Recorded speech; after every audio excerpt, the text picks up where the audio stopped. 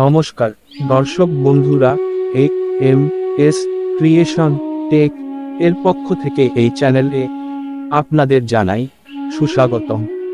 ভগবান শ্রীকৃষ্ণের বিভিন্ন বাণী ও গল্প এই চ্যানেলের প্রধান বিষয়বস্তু।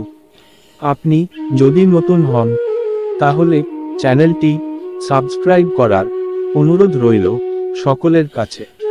তার জন্য অগ্রিম ধন্যবাদ আপনাদের। আজকে শ্রীকৃষ্ণের কিছু মহামূল্যবান বাণী আপনাদের কাছে তুলে ধরব, যা আপনাদের চলার পথকে সহজ করে দেবে। চলুন শুরু করা যাক। অন্যায়ের পথে শয়তান পাশে থাকে, যাকে ধ্বংসের পথে চালিত করে। সত্যের পথে ঈশ্বর পাশে থাকেন। যেমন উদাহরণস্বরূপ কুরুক্ষেত্র।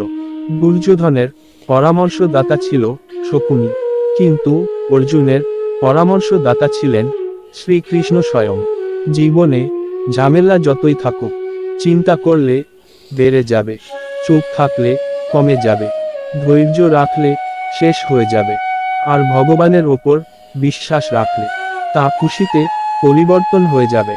একদিন রাধা শ্রীকৃষ্ণকে বললেন, আমি তোমার কোথায় কোথায় আছি?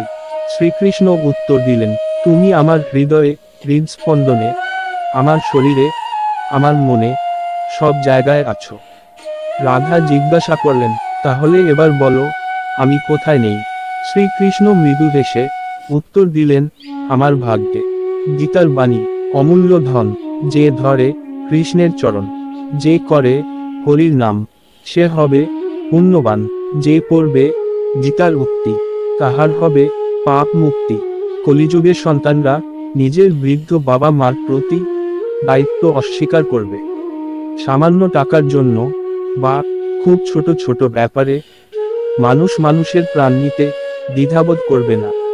স্বার্থে সামান্য আঘাত লাগলে সব সম্পর্ক ভুলে মানুষ নিজের অতি আত্মীয়েরও চরম ক্ষতি করতে দ্বিধাবোধ করবে না।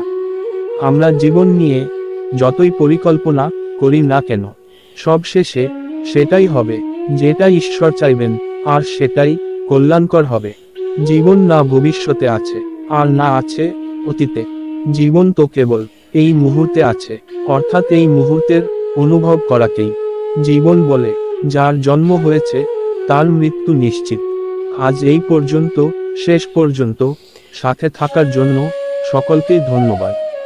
সকলেই ভালো থাকবেন এই আশা রেখে সকলকেই বিদায় জানাচ্ছি। পরের ভিডিও পাওয়ার জন্য অপেক্ষা করুন, আর সকলেই সুস্থ থাকুন।